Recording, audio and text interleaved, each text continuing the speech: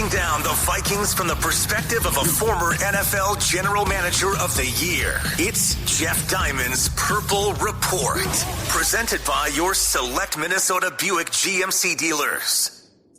Welcome to Jeff Diamond's Purple Report, brought to you every Monday and Thursday during the Viking season by your select Minnesota Buick GMC dealers and the 2025 GMC Sierra 1500 on 1500 ESPN, available 24/7 on YouTube via link from the Score North website. I'm Jeff Diamond, former Vikings GM, former Tennessee Titans president. Our producer is Robbie Rosenhaus, does a great job getting all of our clips, our interviews, putting us on the air. And Robbie, I think the term must win in sports is very much overused. However, I'm here to tell you that I think this game on Sunday against the Cleveland Browns in London is virtually a must-win game for the Vikings after the loss to the Steelers, with all the injury issues that they have, and looking ahead after the bye week that follows this game to that gauntlet that they have coming up, starting with the Super Bowl champion Eagles on October 19th, then a short week trip to LA to face the Chargers, who are leading the AFC West, then go to Detroit against the Red Hot Lions, leading the NFC North, and the Ravens come here after that. Maybe by then they have their act together. They still have Lamar Jackson. So to me, to get to 3-2, get this win over the Browns, which will be a challenge going against the number one defense in the NFL in the Cleveland Browns, led by Myles Garrett, with an offense that has three starters out on the offensive line projected, and a couple other starters and a couple key guys on defense still out. I'm talking about Andrew Van Ginkel and Blake Cashman. This is going to be a big challenge for Kevin O'Connell, his coaching staff, and for the team to really come up with a big effort on Sunday morning against the Browns in London. Well, if you look at last week's game as the Browns took on the Lions, and you realize that Jared Goff gets rid of the football almost as quickly as anybody in football, and you see Carson Wentz holding on to the ball just a bit too long behind an offensive line that's clearly in tatters right now, and you have a recipe for disaster this weekend.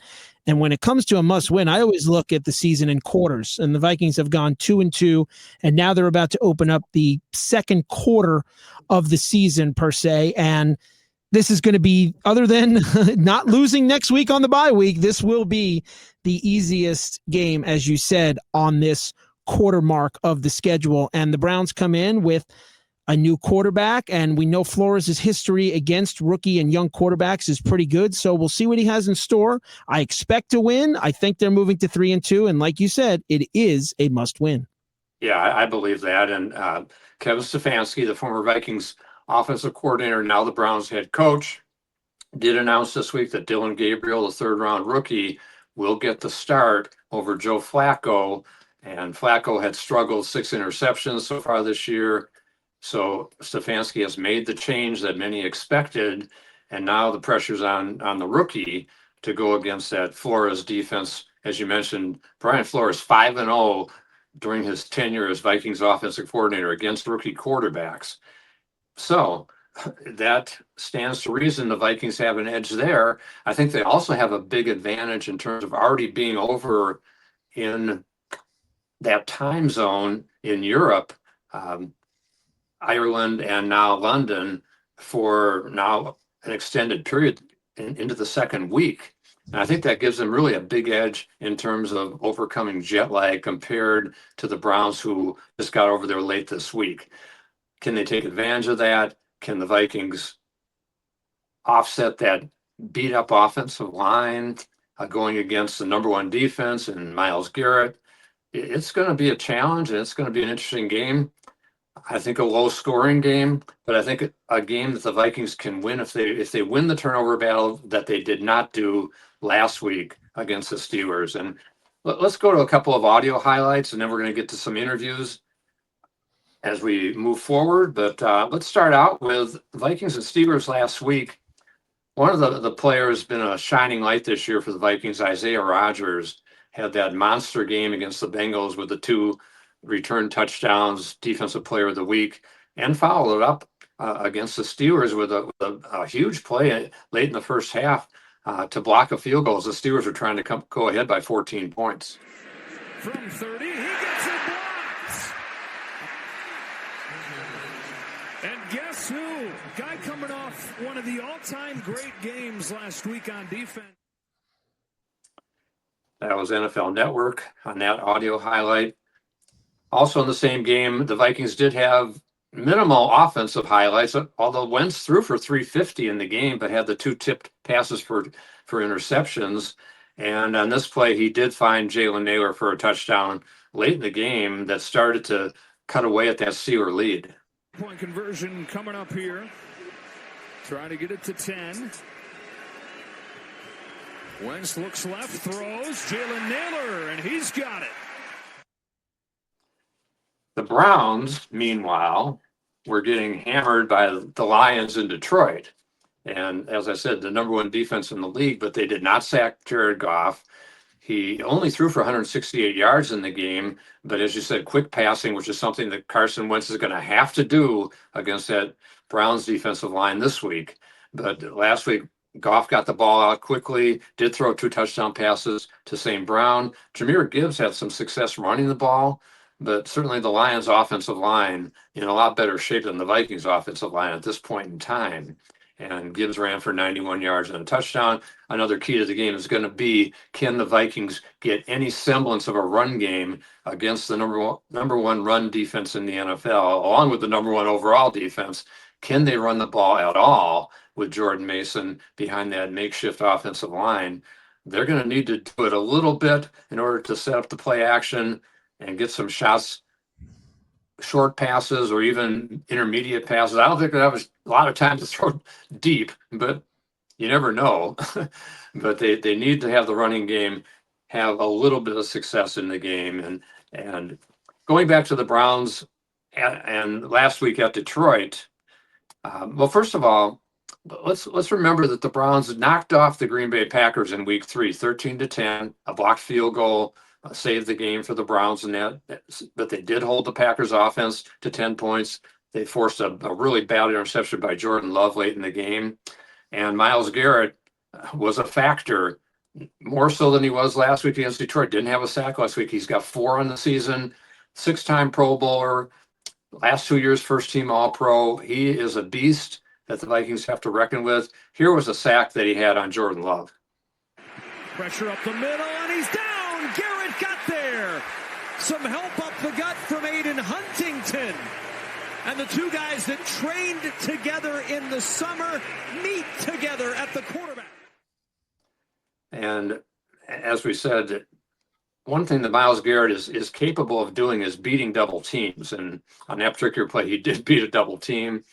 And as we kind of look ahead here to what are the Vikings going to do to prevent Myles Garrett from wrecking the game, I think a key factor is Josh Oliver.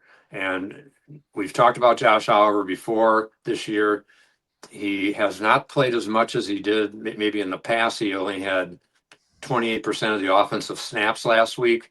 He definitely needs to play more to help on the pass protection on the edge where Myles Garrett rushes from him. He usually rushes from the right side, so he'd be going against Christian Darrisaw, which would be great for the Vikings because that's their best offensive lineman.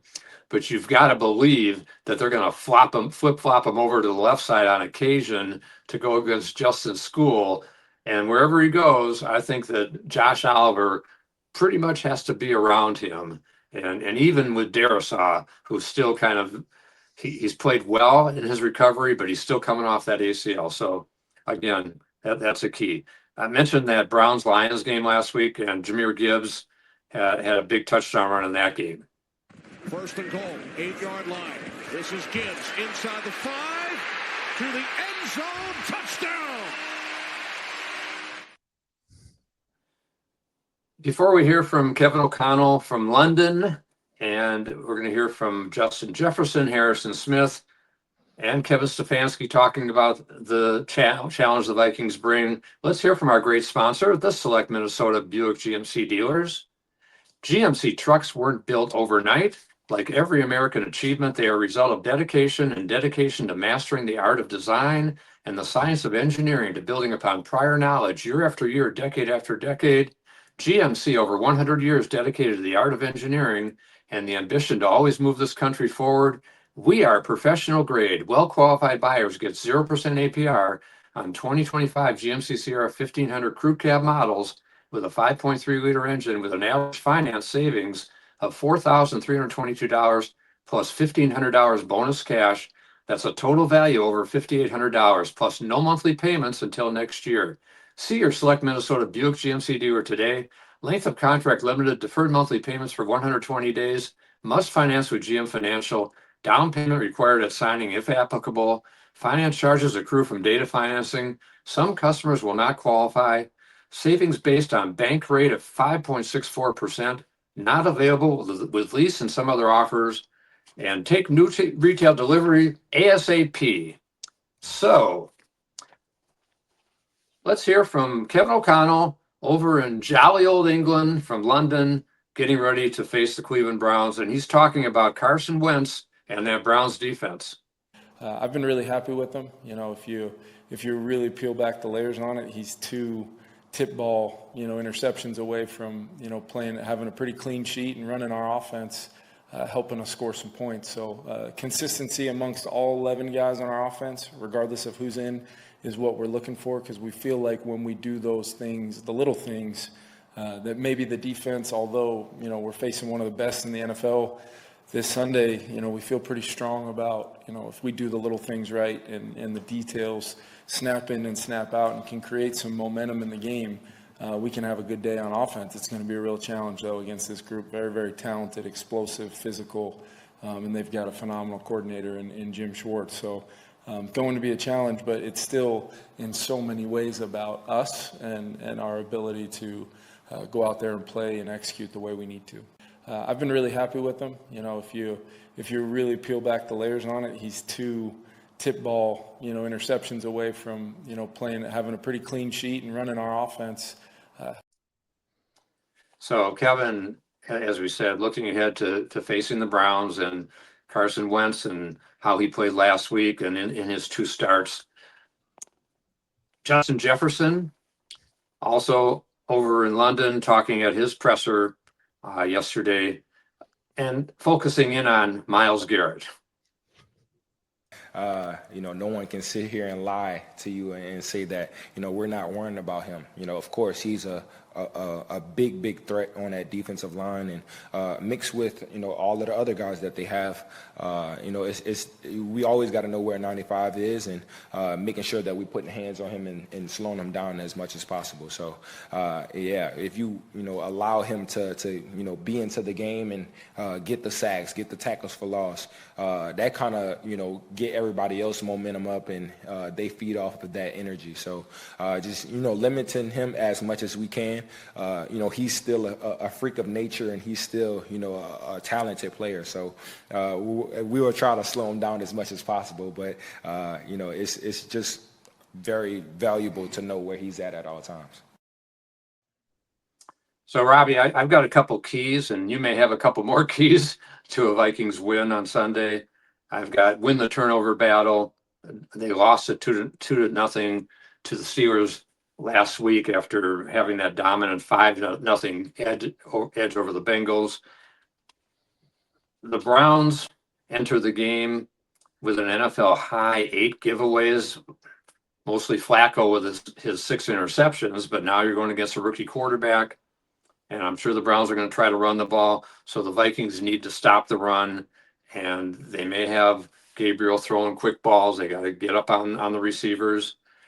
Also, as we said, stop the run. Cleveland's number 30 running the ball, but Pittsburgh came in last week number 31, and they had a lot of success with Kenneth Gainwell.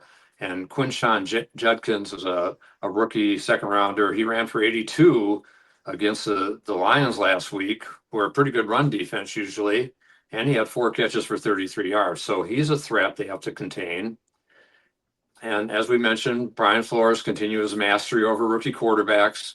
Confuse them, blitz them, get the takeaways.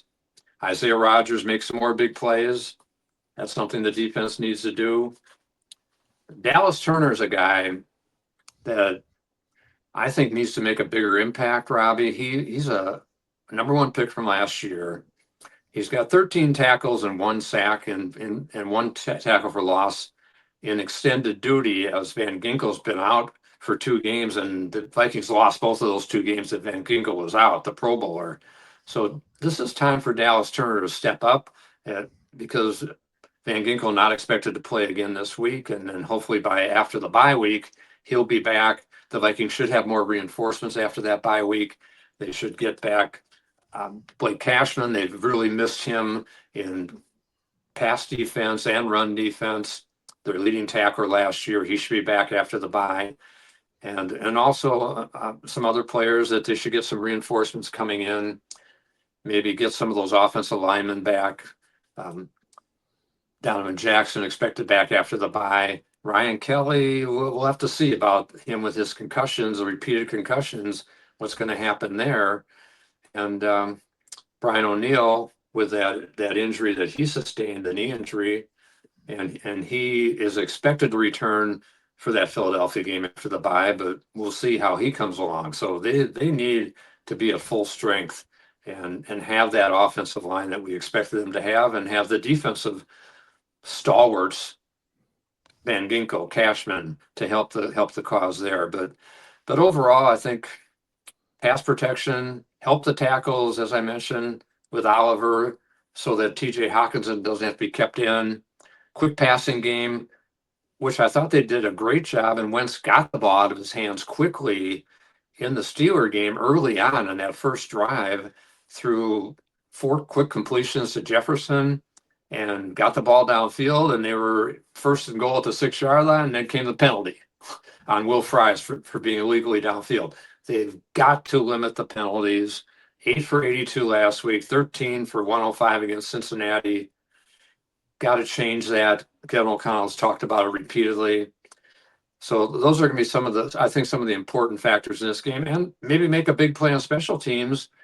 The Browns gave up a 65-yard punt return TD to Khalif Raymond of the Lions last week. So maybe this is the week Miles Price busts one. He almost busted a kickoff return last week, and then there's a holding penalty on Tavier Thomas. So those are some of the keys I've got. You got anything else?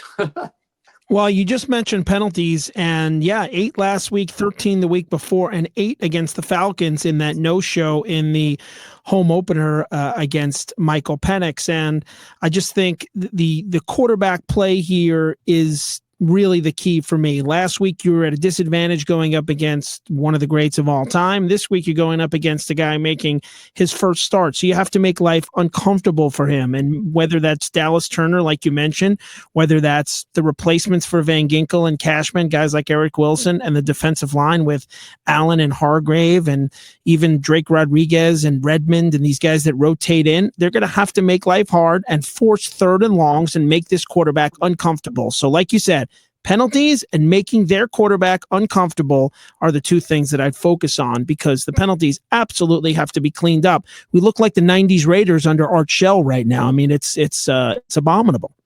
Yeah, and Jonathan Grenard's another guy. He's a great player. He needs to really get after the quarterback this week too. Harrison Smith was talking about his play time, which has been kind of slowly ramped up after he had that illness that kept him out of training camp. Only played 32% of the snaps last week. I do think they need him on a more regular basis. Theo Jackson has been a little up and down in the lineup, and really took a bad angle on the long touchdown pass to Metcalf last week. And here's Harrison Smith talking about his play time and his progression. Playing every snap, you kind of tend to get in a flow a little bit easier, so just trying to figure that out, which it's not like rocket science or anything, but that's about it really. Just staying warm on the sideline, being alert, ready whenever I'm going in. It's like playing with Isaiah. Had a couple pretty good weeks here. Pretty makes a lot of things easy. He's a big time playmaker. He does a lot of things really well, and he's got a very nice demeanor on the field. He's a big play guy. In a good way. He's not making any for them. He's making a lot for us. blocked field goal is huge last week. He's always impacting the game. We're going to hear from Kevin Stefanski and the new quarterback, Dylan Gabriel, who is under pressure this week against that Vikings defense in a minute. First, our great sponsor, the Select Minnesota Buick GMC dealers. GMC trucks weren't built overnight. Like every American achievement, they are a result of dedication. A dedication to mastering the art of design and the science of engineering. To building upon prior knowledge, year after year, decade after decade. GMC, over 100 years dedicated to the art of engineering and the ambition to always move this country forward. We are professional grade. Well-qualified buyers get 0% APR on 2025 GMC Sierra 1500 Crew Cab models with a 5.3-liter engine with an average finance savings of $4,322 plus $1,500 bonus cash. That's a total value over $5,800 plus no monthly payments until next year. See your local GMC dealer today. Length of contract limited. Deferred monthly payments for 120 days. Excludes residents of Pennsylvania. Must finance with GM Financial. Down payment required at signing if applicable. Finance charges accrue from data financing. Some customers will not qualify. Savings based on bank rate of 5.64%. Not available with lease and some other offers. Take new retail delivery by 11/3/25. Kevin Sefanski, the former Vikings offensive coordinator, great guy. I got to know him very well during his tenure as the Vikings offensive coordinator. And Kevin, I feel bad for him in Cleveland because he has certainly been limited in his ability to get the most out of that Cleveland Browns team because of the disastrous trade they made for Deshaun Watson, who has not been a success at all in Cleveland and came there with obviously a lot of baggage from all the lawsuits and the sexual harassment, sexual discrimination, all the things that he was involved with. The Browns took a big chance on him, made that trade, and it has not worked out at all for Cleveland. And they still owe him a bunch of money. It's just a terrible situation. If Kevin Stefanski does not survive this, it's a shame because he is an excellent coach. He's been a coach of the year in the NFL, but I just think he is in a tough spot with that quarterback situation. Joe Flacco, 41 years old now. They have to go to the rookie, Dylan Gabriel. Shadur Sanders is sitting on the bench and kind of spouting off, which doesn't help the cause at all either. But here is Kevin Stefanski talking about being excited for Gabriel and the challenge of facing the Vikings D. Excited for Dylan. He's done everything. He's handled everything really well since he's been on campus here. So we're just going to have to support the young man, coaches, players, offense, defense, special teams. So looking forward to the opportunity this week. Great challenge. Obviously going overseas to play a really good football team, a team that I have a lot of respect for from Kevin O'Connell, his staff, and some great players. So going to be a challenge. And Gabriel, the rookie, seems pretty confident and poised. We'll see if it holds true on Sunday morning. Back for what he's done, but even this year, I think he's just unique defensive mind and has created a lot of turnovers, a lot of negative plays, confusion, like you said. But I think it's just gonna be a great challenge for us all. Coming together, and we got a lot of respect, in how we attacked our craft with diligence, and want to make sure that we're ready for that moment. But like I said, a lot of respect for our competition. What challenge is the press timeline? It has to do with the confusion that Flores provides, right? On defense, the multiple looks and kind of the fake pressures and things like that. And I just feel like his complex defense really provides problems. All I can think of in my head is Mac Jones and guys like that, just these young guys just struggling. And hopefully Dylan Gabriel's another, right, Jeff?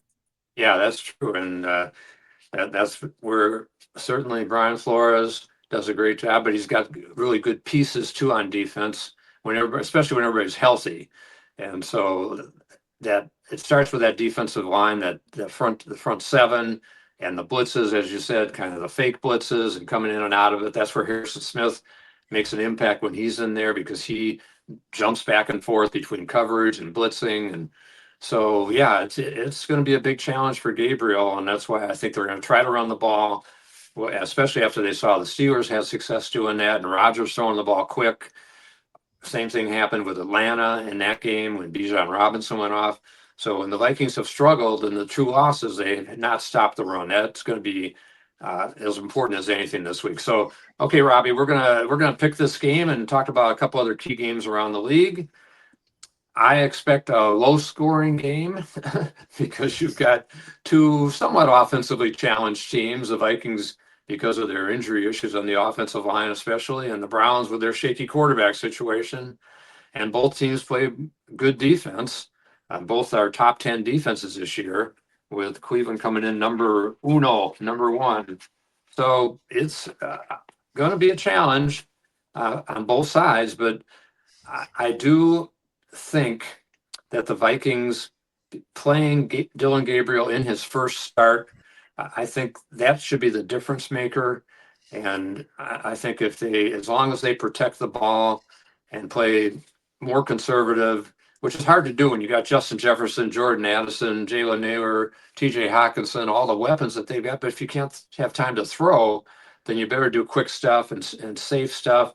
The Browns have some really good corners. Ward's an all-pro, along with obviously the other great players on defense, such as Myles Garrett. But I've got the Vikings winning this game. I've got a low-scoring game. I'm going to call it 20-17. I was tempted to say 6-3, but I'll go 20-17 Vikings.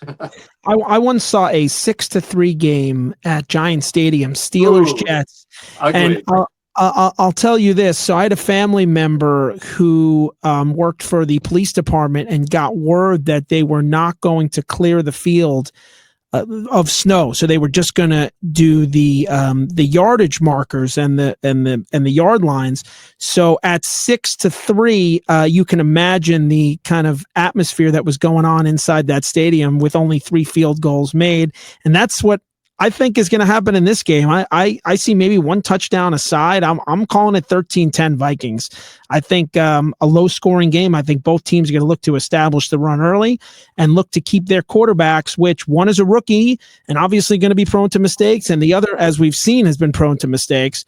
So we'll behind the shaky offensive line, I do think that it's going to be low-scoring, like you said. But like you said, the Vikings will come out on top, and they need to. So. And they need to. They need to get to 3-2 at the bye, and then lick their wounds and get more players back by week 7 when they host the Super Bowl champs on October 19th. And a couple other games. Speaking of Philadelphia, one of the only 2 unbeaten teams left, the Eagles and the Bills. And the Eagles will host 2-2 Denver this week.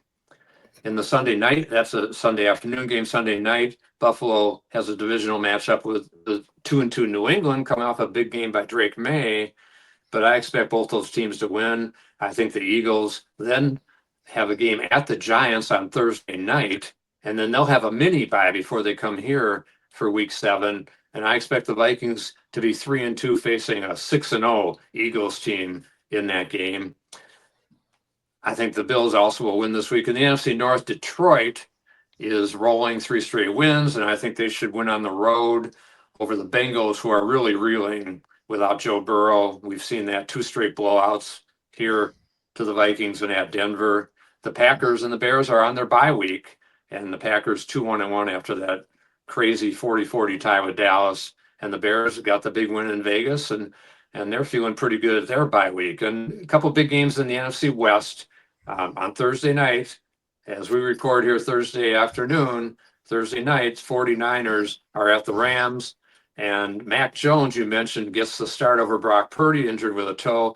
I like the Rams at home. Matthew Stafford's rolling. Puka Nacua, Devontae Adams. They're really underrated defense. I think the Rams are kind of a sneaky Super Bowl contender, and I expect them to win. And Nick Bosa's out for the year for the 49ers. That really hurts them. And Seattle and Sam Darnold, Sam's having a pretty good year, 106.9 passer rating, 6th rank. And they have a big game at home against 3-1 Tampa Bay on Sunday. So we will be back on Monday to break down the Vikings and the Browns in London as the Vikings try to get to 3-2 at the bye week. So we'll talk to you on Monday. And this has been Jeff Diamond's Purple Report, brought to you every Monday and Thursday during the Viking season by your select Minnesota Buick GMC dealers and the 2025 GMC Sierra 1500 on 1500 ESPN, available 24/7 on YouTube via link from the Score North website. This is Jeff Diamond with Robbie Rosenhaus, and we will talk to you on Monday.